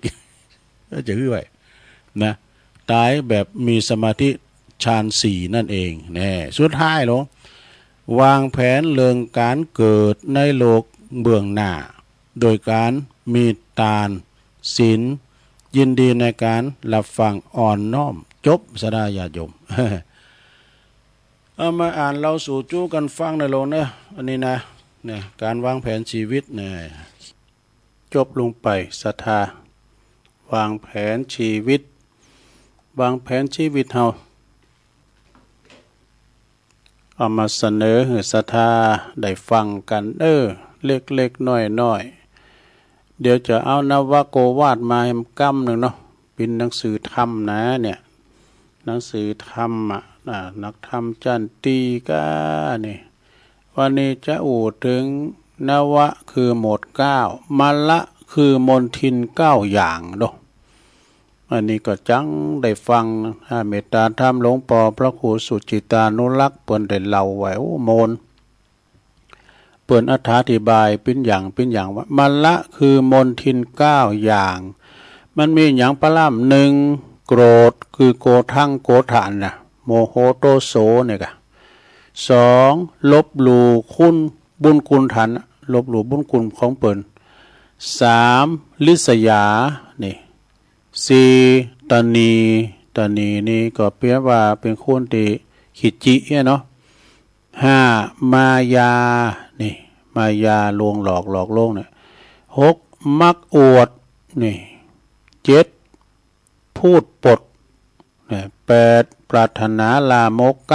9หันผิดเนี่ยรวมกันใน9อย่างนี่นะเป็นว่าเป็นมนทินเป็นมละคือมนทิน9อย่างมนทินนี่เป็นเครื่องเศร้ามองศรัทธาญาติโยมเป็นเรื่องเศร้ามองแล้วก็ทำบะปองบะโปรดบะปลอดโปร่งบะเจริญก้าวหน้าพึงกำจัดมนทินดังต่อไปนี้เนี่ยครับสมมติเอาโขดเกตนี่เนาะโ โกรธนี่ก็กำจัดโดยเมตตากรุณาเนอะนี่เมตตากรุณาคือมันไปแผ่เมตตาคือมันไปแล้วต่อไปลบหลู่บุญคุณตันนี่เราจะกำจัดโดยหยังกตัญญูกตเวทิตากตัญญูกตเวทีเนอะลบหลู่บุญคุณทานนี่นะกำจัดโดยกตัญญูกตเวทีแล้วก็ลิษยานี่เหรอลิษยานี่ก็กำจัดโดยมุทิตาจิตนี่มุทิตาจิตแล้วต่อไปตนีนี่กำจัดโดยจาคะแปลว่าบริจาคตนีนี่บ่ยอมมันนี่โดยขิจิเนาะอย่าว่าคุณปะว่าขิจิตนีต่อไปก็มายานี่ก็กำจัดโดยความจริงเนอะความจริงมายานี่หลอกลวงนะกำจัดโดยความจริงมักโอดนี่เหรอมักโอดนี่ก็กำจัดโดยอัตตัญญุตานี่อัตตัญญุตา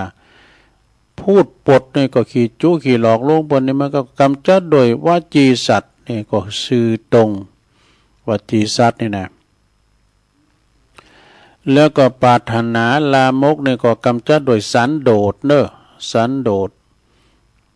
สุดท้ายหันพิษนี่ก็กำจัดโดยสัมมาทิฏฐินี่สัมมาทิฏฐินี่ก็คือกำจัดไปนะอันนี้ก็เป็นหนังสืออันมาในนักธรรมนะนักธรรมจันตีก็นอนรักธรรมนะก่อนตรองรักนะเอามานำเสนอให้สัตว์ได้ฟังกันแล้วยังมีแถมเรื่องหนึ่งนี่อันนี้เปิ่นว่าอุปกิเลสนี่เนาะอุปกิเลสเพราะว่าปกินนกะคือโหมดเบตเตเลสเปิ่นน่ะอุปกิเลสก็คือโตดเคืองเศร้ามองมี16อย่างกันว่าดูมีอย่างปะล่ำ1อภิชาวิสัมมโลภะนี่ก็อันนี้ก็คือละโมบ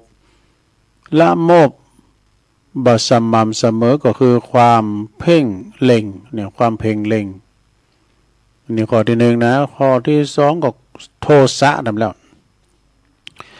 โทสะนี่แปลว่าไล่กาดเด้อนะคำว่ามันหินใจหินไม้นะมันโทสะเกิดบันดาลโทสะนี่อดโลกกันเกิดบันดาลโทสะนี่ยำคอกไปกึ่งแล้วเนอะโดยก็มิ่งเดี๋ยวบทโตทำไปโดยไม่รู้สึกตัวนะทำให้เปิ้นบาดเจ็บกาหรือว่าถึงแก่เสียชีวิตกายนะมันมาจากบันดาลโทสะเนี่ยไล่แรงเด้อนี่นะแล้วก็ทั้งอย่างนึง3โกฏะเนี่ยความโกรธนะความโกรธนะ4อุ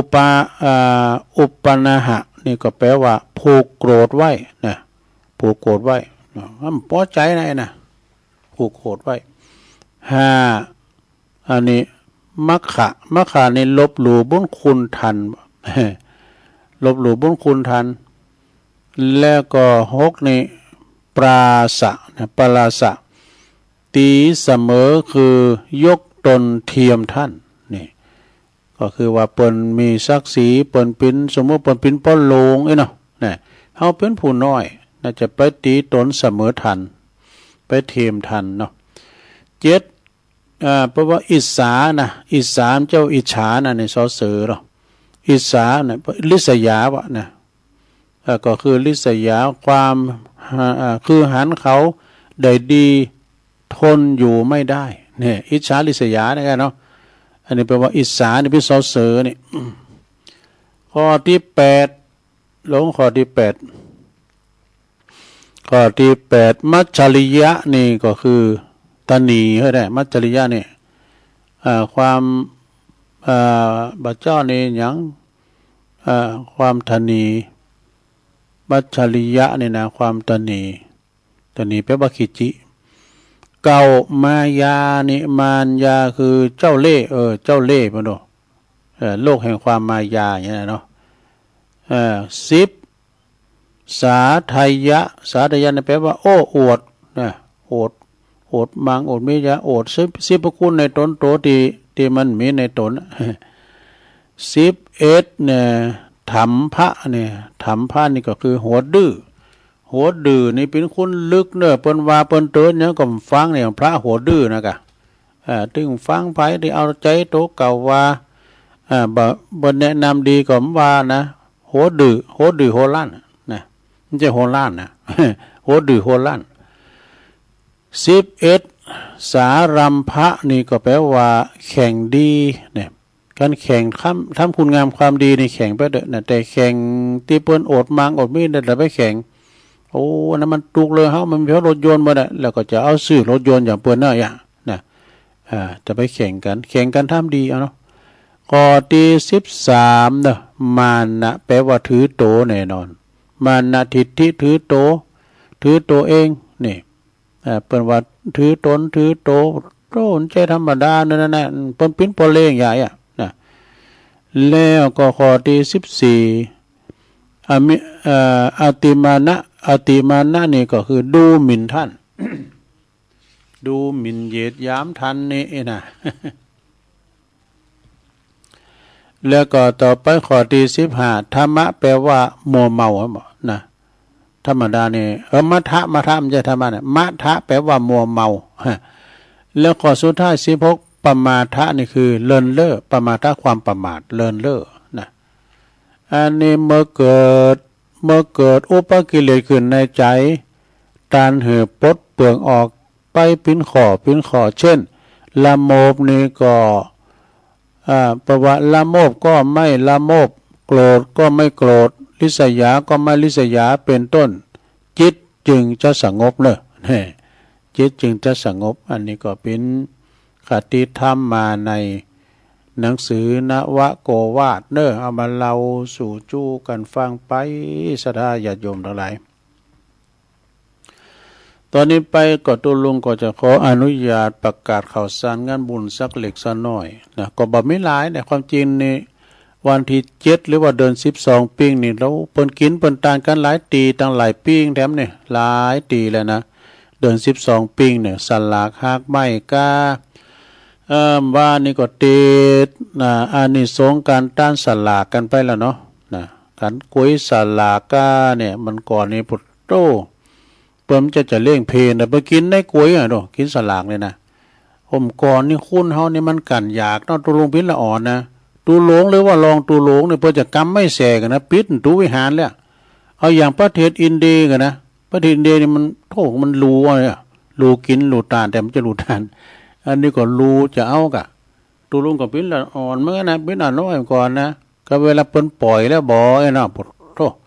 มันดึงยาจกวานะพี่พวกคนขอนี่เขาก็ฮู้เขาอันนั้นเปิ้นตุกกินได้เด้อสุมาได้ตูหลงยำถุงยำมาขย้อนอยู่ตีเนี่ยมันยำใส่ห่อหนึ่งยาโจกคนนั้นเปิ้นมากวัดเอาไปกินอยู่นะซะนะเนี่ยของบุตรของเนาตุหลวงเปิ้นอนุญาตเนาะตุหลวงก็จ้องเอาก็อ้อยนะมันก่อนมันกวางมันหนักจ้ะอ้อยก็เค็มนี่ อ้อยมันก็กวางแน่เนาะเขาสุกกัมสังฆนิมข้างโทกันหูข่าวว่าเปิ้นจะกินสลากวัดนั้นวันนี้นะเปิ้นก็ไปกันนี่ไปกินเต้ๆเนี่ยซะนะเด้ออย่างก่อนนี่เปิ้นมีเพลงกรรมเนาะเปิ้นแต่งเนี้ยก็ เสือเข้าอุ่นนะอันนี้มันมาจากตั้งเราดูไงเนาะนี่มีฉายาว่าเสือเข้าอุ่น พ่อครัวจนต้องหัวหมุนว่าเสือเข้าอุ่นกำลังจะมาเนี่ยงานศพงานปอยน่ะนี่เปิ้นแต่งไว้นำก้อนตรงพิละอ่อนนะต่างงานต่างแม่แจ่มไปก็แต่งไปทำอย่างนะอันนี้ถึงสมัยเมื่อก่อนนี่เปิ้นอาหารการกินก็มันจะว่ามีหนักเนาะซะนะเนาะแต่เวลาเปิ้นก่อนนี่กันว่ามันใจวันศีลนี่มันได้กินข้าวหนึ่งนะได้กินกับข้าวหุงนะซะนะข้าวหนึ่งนี่ได้กินกับวันศีลน่ะพิ้นขยมก่อนนี่เพิ่นจะติดจากกองนี่เป็นไรขอตั้งเจ้าบ้านเอามาเหน่งพิ้นจากกองเลย เนี่ยก็ทยอยต้านกันไปนะซะนะจะต้านคันข่าวจะไปขอนวันเดียว12ปิ้งนี่นะวันนั้นนี่น้ำมันนองเนาะซะนะอย่างน้ำมันนองบ่เดี๋ยวเนี้ยกะมันอันใดก็ก็เอาไปวันนี้วันผูกนี่นะหรือวันหลังนั่นไปแล้วก็ถึงใดนะบางคนก็มาถามว่าแต่ก่อนนี่อยู่เมืองฝางเนาะ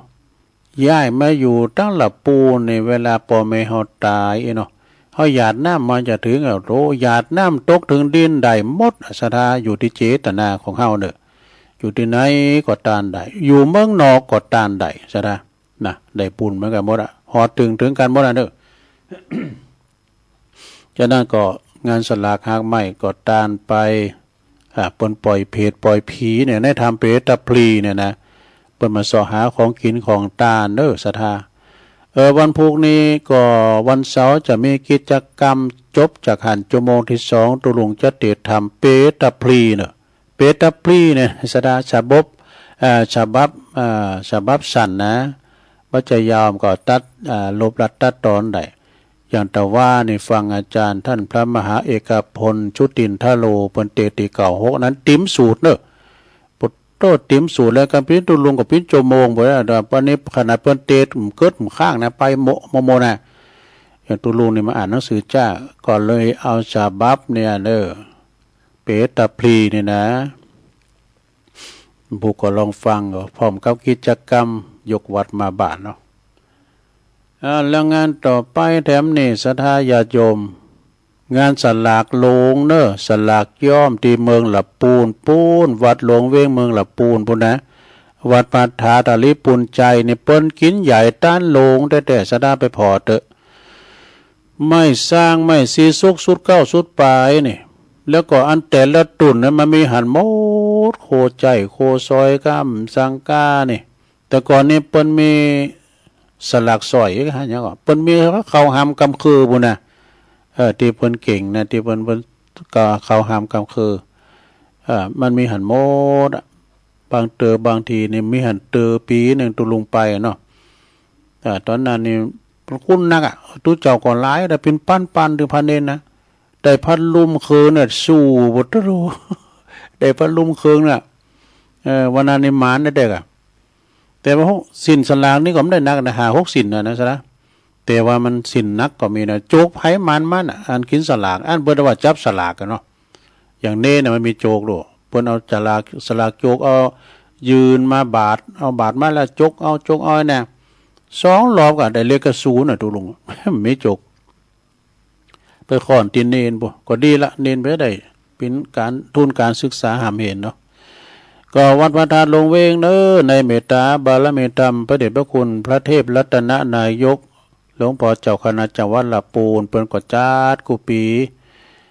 ศรัทธาก็มากันมากโป่งหลงหลายไปพอการกินการต้านสลักย่อมของพี่น้องเจ้ายองเด้อศรัทธาก็มีหลายวัดหลายว่าที่เปิ้นจะมีกันวันที่7เนี่ยนะ12ปิงแต่ว่านั้นเปิ้นอ่านศีลกันตอนบ่ายพุ่นน่ะอ่านศีลกันตอนบ่ายที่วัดหลวงเวงลำพูนนะแล้วก็ในก็คือขอแสดงความอาลัยในการจากไปของครูบานอมเนาะวัดละโวในสระญาติโยมอันนี้ก็ฮู้จากท่านพระครูหลวงพ่อบอกให้ตุลุงหลวงพ่อพระครูสาธุกิจจานันท์เนาะแล้วแต่ว่านี่ก็ฟังหลวงพ่อท่านพระครูวิสิตศิลาภรณ์หลวงพ่อหลวงพ่อเจ้าคณะรองเจ้าคณะอำเภอเมืองเนาะครูบาในวังเปิ้นก็ประกาศแถมว่าเปิ้นทรงน้ำศพนี่นะครูบาน้อมนี่เปิ้นก็เป็นพระครูนะอดีตเจ้าคณะตำบลโดยแล้วก็อายุเปิ้นได้65 ปีว่าซะนะวัดละโวนี่อยู่ในเขตอำเภอหางดงกันเนาะตุลุงก็จำได้ว่าเคยไปช่วยงานเปิ้นนึงนะตอนนั้นนี่มื้อหลายปีเปิ้นตัดไว้ลูกนิมิตแล้วเปิ้นปล่อยโลงด้วยนะที่วัดละโวเนี่ยเพราะว่าหลวงพ่อครูบาน้อมนี่เปิ้นคุ้นเคยกับหลวงพ่อพระครูสาธุกิจจานันท์เนี่ยเปิ้นมากินมาทานด้วยกันแล้วก็เปิ้นก็นิมนต์ตุลุงไปช่วยงานไว้กะไปนอนนั่นคืนไปนอนวิหารหลังเก่านะมื้อละที่วัดละโวเปิ้นก็ศรัทธาญาติโยมก็พาอยู่ละแวกใกล้เคียงลูกศิษย์ลูกหาเด้อไปรวมทำบุญบำเพ็ญกุศลศพของท่านตุลุงน้อมหรือว่าครูบาน้อมเป็นพระครูนะแต่ก็บ่ฮู้จักละลืมไปวัดละโวอดีตเจ้าวัดละโวเนี่ยวัดละโวนี่อยู่ในเขตอำเภอหางดงเนาะแต่เมื่อค่ำยามคืนเพิ่นก็จะมีการสวดการเทศน์เนาะแล้วเพิ่นก็จะปิดศพไว้อีกนะศรัทธาญาติโยม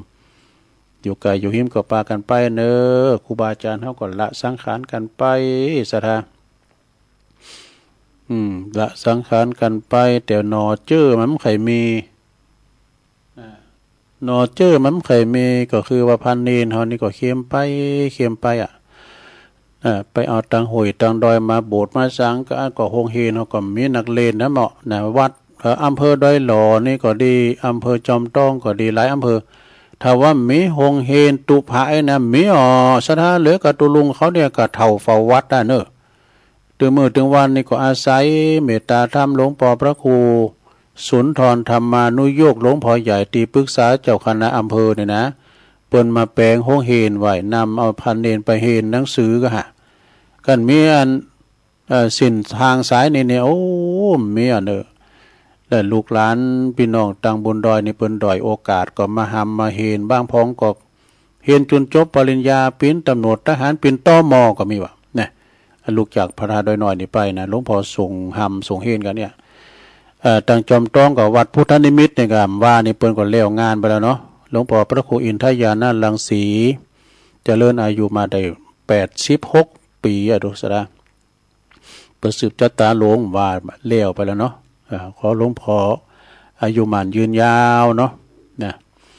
ฉะนั้นก็ญาติโยมเนอะก็จะไปลืมกันวัดวาอารามบัดเดี๋ยวนี้ก็ครูบาอาจารย์พระสงฆ์องค์เจ้าเปิ้นก็อยู่กันกับวัดกับว่าบางทีนี่ก็ภัยจากพระพุทธศาสนามีหลายสังมันมีหอยหน่อยนี่มาดึงตีหันตีกันนะซะได้เด้อบางทีก็เป็นข่าวเก่าของก้าอย่าซะนะข่าวตีเปิ้นอยู่2-3 ปีก็มาเล่ากันว่าเนี่ยทำเหมือนมันหมดศรัทธากันไปนะซะนะแต่ศรัทธาเฮาจะปุดนี่ก็ใจมั่นคงเด้อถ้าไปฟังกำไต่กำเนิดกันมันศาสนาของเฮานี่อยู่โชว์ลูกโชว์หลานบางทีเนี่ยโตพระเนรเฮาเนี่ยมันก็เข้มไปต้องฮือกำลังใจเนาะศรัทธาอันที่เปิ้นบ่ดีเปิ้นก็ขาดออกกะแต่ว่าที่เปิ้นดีอยู่เด้งก็ใจปั้งนะถึงวันนี้นะพระครูบาอาจารย์ในใจปั้งเด้อดีกว่าตามบ่ดีกว่าตามเนี่ยนะตั้งหน่วยงานต่างๆก็มาสอบถามนะสมควรที่เฮาเป็นเจ้าปุตนี่ต้องให้กำลังใจครูบาอาจารย์พระสงฆ์องค์เจ้าเฮานะเดี๋ยวกันสดาตุลงกำลังเปิดมือถือเนี่ยกำลังจะตักตั้งลายมันจะจ้าหน่อยมือถือของเฮานี่นะวันพุธนี้ก็วันเสาร์ก็จะมีกิจกรรมยกวัดมาบานสถาช่วงที่2ก็ตุลงจะเตธรรมเปตพลีสถาได้ฟังกันก็หลายตุนนะวันนั้นก็ท่านพระครูสังวรศรีลาภิลักษ์เปิดก็เตไปเตธรรมเปตพลีก็มันก็อย่างแนวเดียวกันนะสถาก็คือเปิ้นปล่อยเพศปล่อยผีนะมาหาของกินของต้านกับลูกกับหลาน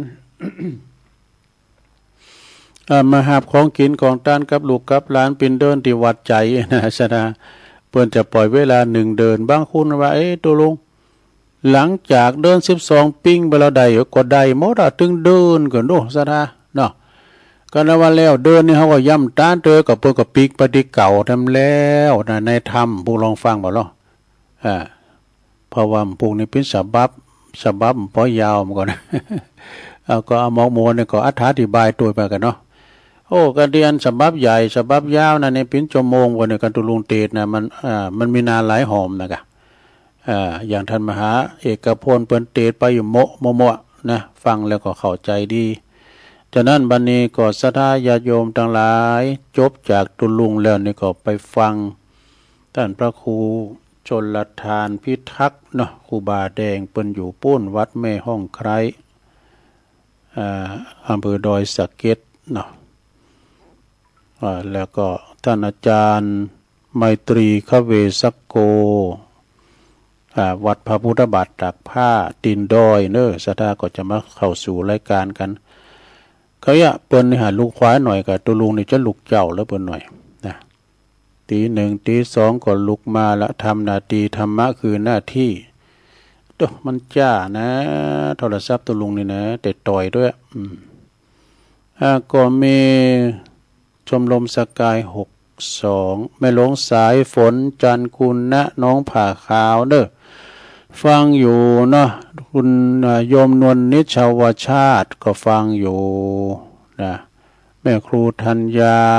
ทองอิ่มจากกศนกลางเวียงเชียงใหม่ก็ฟังอยู่โยมยุพินหอมมาลาปีน้อยก็ฟังอยู่บ้านแม่โยกก็ให้เนาะบ้านแม่โยกฟังฟ้าหินก็ชัดเจนดีบุญส่งจากลำปางไวสานะครับเด้อแล้วก็โยมจากดอยน้อยพัฒนาตำบลหนองหานอำเภอสันทรายเนาะหนองหานสันทรายโยมกนกพิษชัยนาจากห้วยงูในฟังเด้อฟังอยู่โยงยุทธมณีวันอันนี้อยู่บ่อเหี้ยวลำปางฟังอยู่เน้อครับไปดูอันนี้ปรริญญาเอกวัดลาดอันนี้ท่านอาจารย์ท่านพระมหาประสิทธิ์ธรรมาภินันโทเน้อไหวสานะครับเน้อวัดจ้างกำเน้อ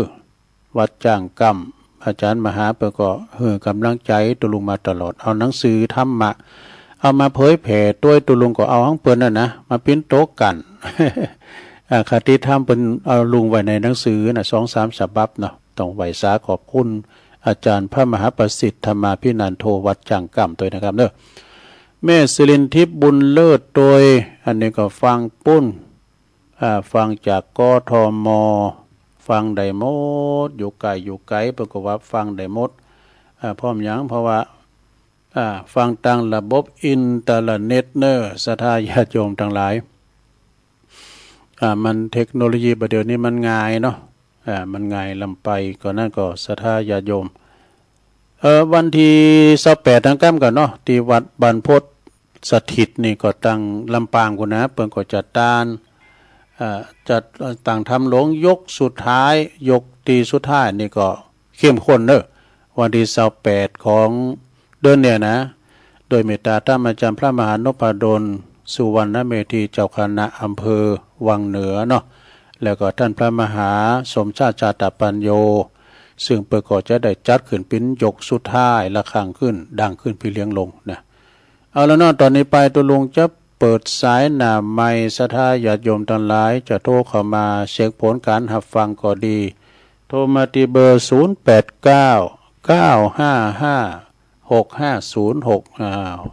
สายเหล็กรอร่มเจ้าละเจริญปอนเจ้าไว้ซาเจ้าต่อว่านะเจ้าวิญญาณคอกุเข่านะเจ้ามีเงินมีทองเอาไปซื้อเหล่ายังซื้อได้เจ้าบ่กึศเสียได้ที่ตานกุเข่าลูกหลานตั้งหลายยังมาเสียได้เงินทองกับเจ้าถ้าตั้งตีดีเงินตีซื้อเหล่าเอาซื้อเก้าข่าวต้านหือพ่อแม่เรียกก่อญาติน้ำทำบุญเผยแผ่พ่อแม่เนินนายทำบุญเล็กน้อยบ่สุดวิสัยทำบุญกันไปเนื้อเจ้าตีร้านอาหารโยนกันไปเข่าอาหารข้าเจ้าจานลอยจานปันที่ตานก็เข่าถึงแม่สักขันบ่สิ่งเป็นพันหมื่นล้านเนื้อเจ้าการใดจึงเดินลูกหลานตานเจ้าเปิ้นปล่อยมาเจ้าหนึ่งเดินเล่นนาเดินเพียงวันเดียวสันบอกมดกาถ่ายอยกันมาสุดเดินเลยเจ้าผ่าน12 วันการก็เข่าพ่อแม่เจ้านายเอ้ยกำยองวันละกำนะเจ้ากำว่าอู่คอยเนาะอู่คอยหรืออู่บ่ปล่อยนะเจ้าภาษาไทยแปลว่าพูดไม่ค่อยจะชัดเจนนะเจ้าไว้สาเจ้าเจริญปอนไว้สาเจ้าตุลุงแม่พิมพ์ประแดดเนาะชัดเจนดีเนอะฟังตุลุงถึงจังเลยเจ้ายินดีเด้อเจ้าไว้สาเจ้าฟังจากปุ้นฝายหินเนาะเจริญปอนกราบไหว้สาเจ้าตุลุงอันนี้แม่ของเนาะแม่สีทอนเจ้าฟังอยู่เจ้าชัดเจนดีเนอะดีอ่ะเนอะยินดีอ่ะเนอะเจ้าไว้0899556506เจริญปอน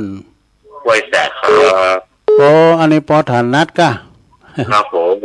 ฟังอยู่ครับของเป้าหมูสีครับเป็นกำลังใจให้ทุกลุงนะครับชัดเจนเลยเนาะฟังแล้วครับผมมีเลี้ยวมาหลวงต่อได้ครับฟังหอยต้องซักอ่ะครับผมกูเจอบัดดี้เดี๋ยวนี้ดีแล้วได้